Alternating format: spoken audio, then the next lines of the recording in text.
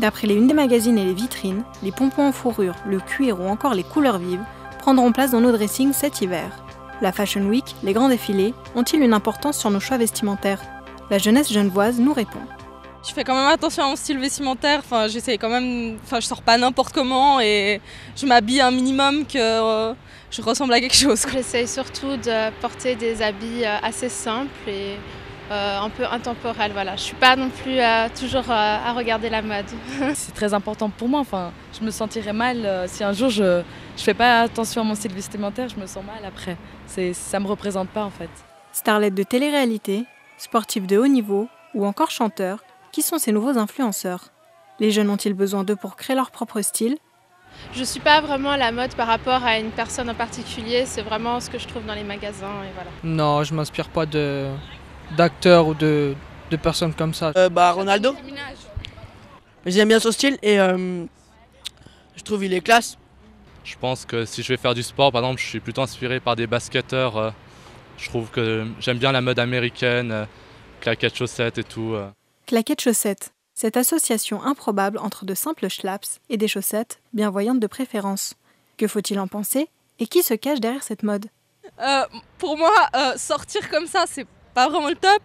Mais ça m'est déjà arrivé de le faire, mais au sport, en fait, en sortant du sport, parce que je fais beaucoup de sport.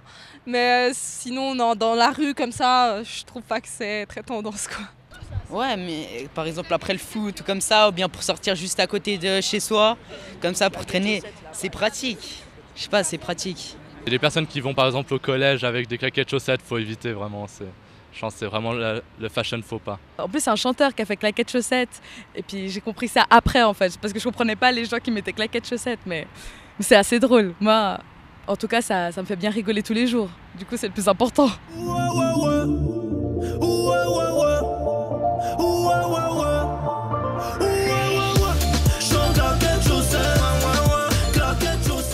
S'il suffit d'un clip pour lancer une mode, pour se faire un nom dans le milieu, le travail de designer est autrement laborieux.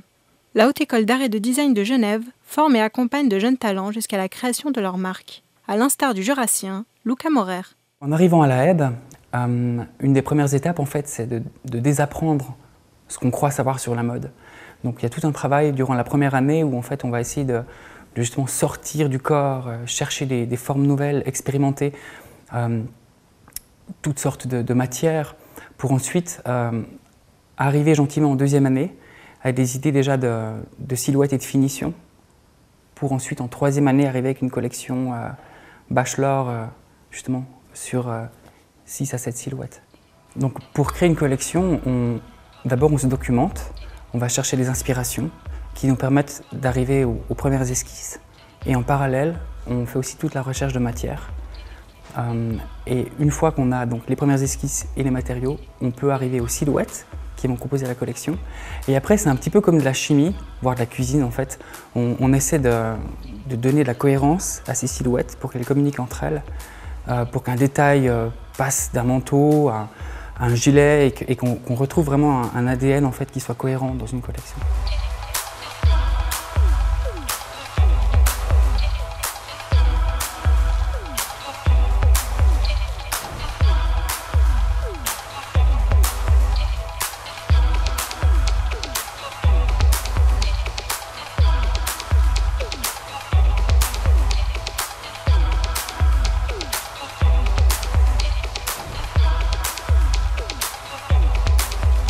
Avec mes années d'expérience donc à Londres et à Berlin, dans le tailleur, disons de façon très classique, j'ai réalisé que ces codes étaient assez immuables. Les codes qui font un veston, par exemple, sont les mêmes depuis à peu près 130 ans. Et moi, j'ai l'impression que l'identité masculine a beaucoup évolué depuis.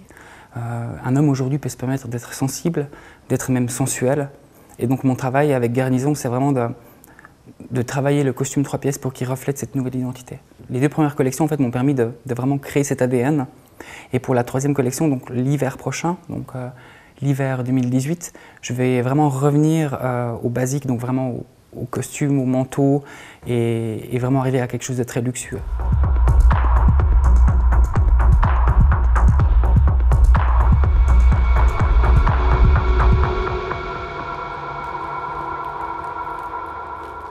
Le costume et le veston ne sont désormais plus réservés aux hommes. il n'est plus rare de voir des femmes en porter avec féminité. Laurence Imstepf, autre talent de la aide, nous présente sa marque de prêt-à-porter féminin, Mademoiselle L. Moi, j'ai commencé mes études un peu sur le tard. Donc, je savais qu'après ma formation, je n'aurais pas les moyens et le temps de partir faire des stages à l'étranger ou ailleurs, puis j'avais déjà une famille.